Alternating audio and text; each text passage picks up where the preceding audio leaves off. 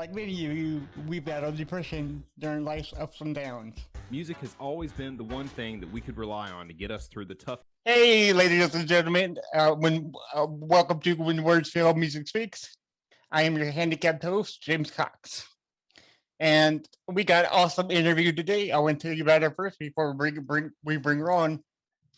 The band NoBro was founded almost as a challenge to Mcconaughey when the aftermath of a relationship with a prominent Montreal musician made her determined to be more than a footnote on the person's Wikipedia page. She realized she possessed all the tools and expressed herself in her own voice and to shape her own destiny. All that was needed were fellow musicians who felt the same. As fate has it, they were all nearby, shaping their own destiny, mastering their instruments, ready to shred as hard as they could, and were ignited when they found each other.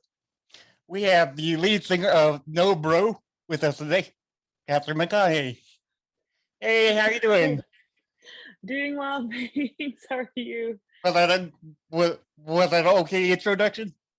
Yeah, for sure. It's just so funny when you hear it back to you. You know what I mean? Because when you say things to people, and then they write like a biography or whatever, you're like, oh my god, that's my life, and then you start feeling so. That's awesome. That sums it up right, real quick, So, you're in Canada now, right? Yeah, we're in Canada. We're in the Great White North, Montreal, Quebec. Yeah. So I've never been to Canada. Any good? Well, if I ever get down there, what would be the two main areas you would tell me to go first? Where are you from? Where are you located right now? Yes, South Carolina, USA. Where is that? Where is that? In the north, the south, the east, the west, central? That is east, southeast, I think. Southeast. Okay. I think it is. I'm not sure. I'm real bad with where everything is. So yeah, but it's something. Do you have really bad winters down there? Like, do you get snow and stuff? We don't have any winters at all. Like for the past 3 years, we never seen snow. Okay. Like 10 years ago, we saw snow, but that was 10 years ago. So if you come to Canada, you have to see the Rocky Mountains, and you have to see it in the winter because it's really beautiful. I mean, it's cold as hell, and you have to wear like a big jacket. Love jackets. You have to turn into Rocky Balboa or whatever. But yeah, it's really beautiful in the winter in BC. Where I live in Montreal, it's also very, very beautiful. So I would say those two places. Nice. Yeah, because every time, like I think in my mind, I need a new jacket every time it gets cold, but it never gets colder, Yeah. I mean, we're still sweating down here, and it's almost December, so Lord knows, Yeah. So, so in November of 2018, you formed NoBro, and okay, so answer me this real fast. I told my co-host that I had you coming on, and I told him the name, and I was like, I wonder why they call themselves NoBro, and he's like, well, they have no bros in their band. I'm like, that's genius. So is that why? Is that how the NoBro name got formed, or is there? Yeah. No, you're right. There's no dudes. Yeah. And there was when we first started the band, there was a bunch of men that wanted to play guitar in the band, and I'm just like, no bro, and then it just became the name. It's so stupid. Yeah, well, it's great because I always say, hey, oh, bro, come on now. It's all good. Yeah. So in the intro that I just mentioned, you found each other formed by fate. So what was chemistry like when you all played together or practiced for the first time ever? You all got together, and what was that like? I wish that our band had more of a conventional origin story, we all just came together and then it was magic. It actually happened over the course, like this formation happened there over the course of a few years, and we had to go through a few members to get to this point. But I mean, right off the bat, like the original members of the band, it was just always so fun, and it was always so exciting to play with one another. And you know, as the band progressed and people have come and gone, even now, like when we play, it's still exciting and it's still really, really fun. So yeah, when we play, it's always been exciting and fun. Yeah, because I feel like uh most band members were brought by fate with their own band because you know like I always say like if Slash got together with like Bon Jovi that would never connect. So Yeah. everything happens by fate, I believe. You know, I mean it's just natural. You know, and it's good. Yeah. It's good when you find like a friendship that you connect over with music. You know, you don't have Yeah, for sure. very much stuff to argue about. You know. Yeah. So, Yeah. yeah. So I read on an online interview that you mentioned that your most memorable show was at the church's basement, in Yeah. which no one was there. Uh, Yeah. could you explain, guide us to why this was your most memorable show ever? You know what's funny? I think there might be something wrong with me because Oh, it's like no matter what amazing things or like whatever you accomplish, it doesn't matter if there's like one bad thing or if you have like one bad show, it's like that's the thing that you remember the most. You know what I mean? It's like all the good stuff is just like one giant memory that blends together. And then all the bad stuff are like these pointed edges, you know, that like come just like like just pricking you out once in a while. So yeah, I don't know. Like that show in particular was like really difficult because I had worked the night before. Like I work a lot, and then you know, because you're in a band and you're trying to like make something for yourself, and you have to like fund your own dreams, and it's expensive and it's hard. And so I'd been working, woke up in the morning, got the car, we went to Toronto, and then we showed up for the show and there was nobody there. And then we got back in the car and drove all the way home, and it was like a 5-hour drive in the morning, and then I had to go just straight to work.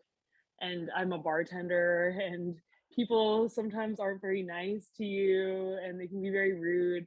And it just, I don't know, the whole thing, it just felt so hopeless, you know, like it felt so hopeless. And it was like, because I've been at it for a while, for like a couple years, and yeah, and it just, I was like, I don't know if this is gonna work, like but there's all, you know, there was like so many more of those situations before that. It wasn't just one bad show. And yeah, and I just remember being like, I don't know, like this music is so hard, and it's like so thankless, and you have to like just get, you have to get yourself out of this basement and onto like a better stage. You just have to figure it out. So to me, that was like the turning point, was like either you do this and you stop fucking feeling bad about yourself, or you just quit, you know. well, I totally agree with you on the rude people because like you said before, you are a bartender, and I work at Outback Steakhouse, so I understand completely about Yeah. rude people. You can't, you know, you can't run away from them. You know, they'll find you somehow. You know, Yeah, for and sure. a lot of bands want to forget their worst show, or in your case, you did the opposite. You remember, you know, it's totally rememberable for you. So right on, right on. Yeah. Um, so I was looking at while I was researching the band, the record label Dining Music is a record label that's been in company since 2005. Yeah. And your band has signed with them throughout your whole catalog. Uh, Yeah. so could you tell us how you came about to sign with Dining Music? You know, your record label, or did they seek you, or like did you find them? Oh my God, no, we totally so you know, no, we went knocking on doors, you know what I Okay. mean? We Yeah. we went knocking on doors, and then Joel, the head of the label, I just like emailed him one day, and I was like, I don't know, I don't even know how I got his email address, but I think I just like canvassed a few people that were in the music industry, and so I got his email, and I was like, whatever, it doesn't matter. I'm just gonna email this dude. He doesn't know me. I don't know him. I have nothing to lose. So I just emailed him, and then he got back to me, and I was so surprised. Right. And he was like, okay, I think there's, some potential here, and blah blah blah. So then we started the conversation, and then I think a year or a year and a half after that, we finally signed. So it was like a big long process to getting signed, but yeah, we finally did it. Yes.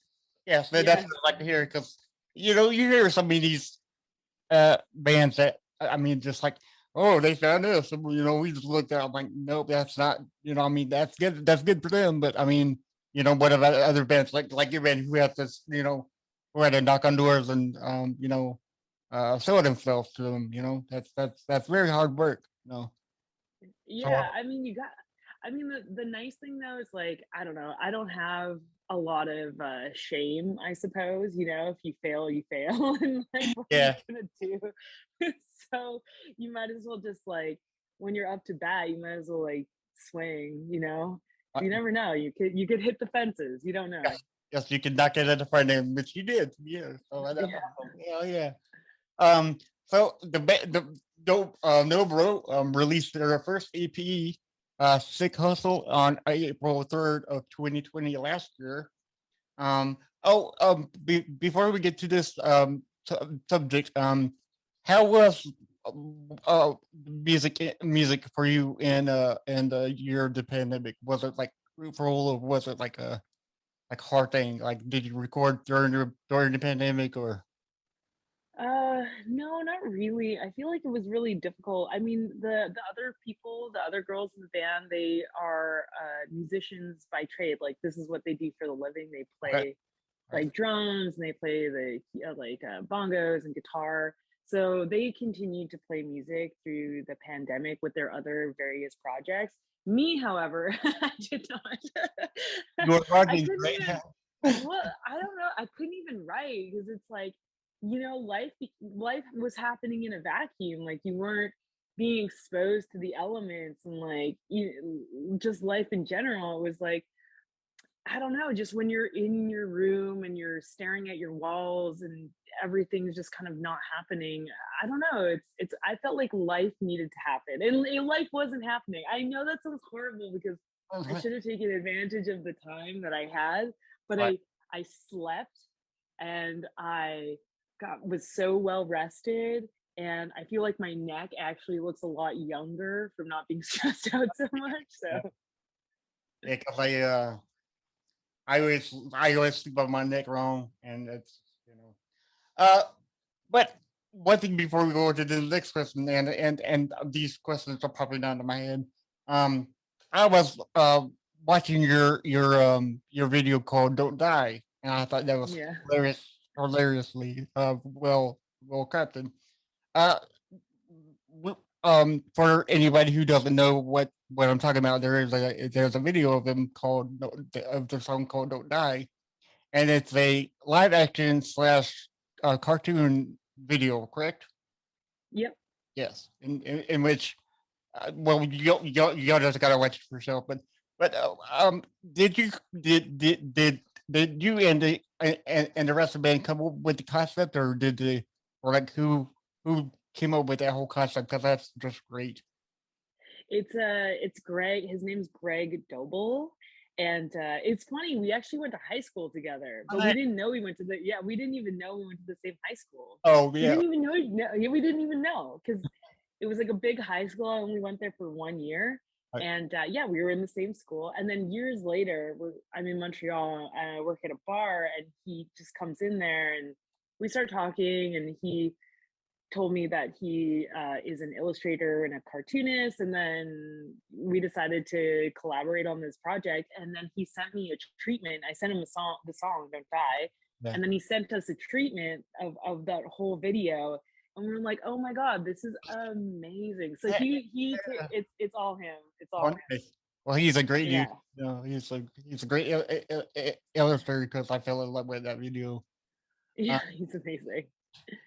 So like I was saying before, you released your first EP, Sick Hustle, in April 3rd, 2020 last year. Yeah. With releasing singles such as "The Kids Are Back" in 2018 and "Mongoose" and "Ilala" in 2019. Did the band feel like they were ready to release the EP first and the singles for the next record or later? Because the singles that were released in 2018 and 2019, those songs are not on Sick Hustle. Yeah. We were like, we were really ready to release that. The EP in 2020 came together really, really fast. It was like, we wrote the songs like I think a month before we recorded them, and then we were in the studio for like 4 days, and then we just like slammed that whole thing out. And then the singles before that, we were wanting to release an album because we had previously went and recorded a bunch of songs, but then during that time the guitar player decided to move to across the country, and she no longer wanted to be in the band anymore, which was like heartbreaking. It was so heartbreaking because we just had like recorded all this music and we're really excited about it. So then we decided to hold off on that album, and then during that time Lizanne, the bongo player, she came onto the lineup, and then she added this whole other dimension to the songs. And then by the time that was all happening, the old stuff felt a little too far away to release. It was just kind of going in a new direction. So yeah, and then but we were like, we need to release something. Like we have to release some music, and so we Something. released a couple. Yeah, something. So Anything. we released, Yeah. yes. So we just chose a couple songs, and we are like, whatever. It's good enough for now. And then when we did our EP, it was kind of like we're like, okay, now we're ready to really. So we had all the sounds, and we have the guitar player that we have now, Caroline, and she's amazing. And Lizanne was there, and Sarah, the drummer, she's just unbelievable. And then so it was just like, okay, this is the band, this is the sound, these are the songs. Let's like do it. Uh, so I'm okay. So I'm sort of confused about what your genre is because for me, when I listen to it, it sounds more punk than hard rock. Is that Okay, yeah. is that safe to say, or is it more hard rock, punk rock, or because I You know what? because certain bands fall into so many categories, So Yeah, I don't even know what genre is anymore. You know what I mean? I yeah, don't even know. I exactly, don't know. exactly, yeah. Foo Fighters could be rock, pop, metal. I guess you would consider. It's so many. So I don't think genres exist anymore unless you're like a Stone Cold Country band or it's like weird. It's weird how people label certain bands nowadays. It's odd. You know. Yeah. Um. So what? Okay. So you are the bassist and the singer, correct? Yes. All right. Yeah. So, so what inspired you to go double duty in the band, taking on the bass and sing at the same time? I don't. Well, I like played the bass before becoming well, no, sorry. I learned how to write songs, play bass, and sing all at the same time in a previous project. Uh, And then when that ended, that was the only tools that I had were playing the bass and writing songs and singing. It was, well, I mean, that's a the foundation of what you need, but that's why it carried over. It was like those were the things that I knew how to do. So yeah, yeah, awesome. So what was it about the bass that spoke volumes to you, and not like the guitar or the drums? I don't think it like necessarily spoke to me. It was almost like a marriage of convenience. It was kind of like, because when I first learned, it was just like the easier instrument to play. You know what I mean? Yeah. And you can really dumb down a lot of the bass lines if you want to, if whatever music that you're playing. And so that was just kind of it. It was like just the easier option at the Nice. time. Yeah, because when you're singing and playing bass, you're like, okay, I don't want to mess up. I just because I find that to be more easier. Yeah, Yeah. that's awesome. Um, so with playing the bass, is there any equipment that you endorse so that our listeners can research them for themselves if they want to buy something that you use? I don't know. I mean, I play a couple different basses that I like. I, oh, well, I know. I always play short scale basses, little itty bitty basses because Okay, I'm little. right. So Oh, so anything small right. and anything vintage is cool in my opinion. Nice. That's always, man. I got small hands too, so I understand exactly where you're coming from. 'Cause those Yeah. Joe sprints aren't built for my speed. So we got two more questions for you. Um, so I am a music lover by heart, and I'm always interested in what other people are listening to. Is there anything? Is there anything that you could give me to listen to so I can broaden my horizon of music? I've been listening to this new-ish band from the UK. They're called Bad Nerves. I really like it.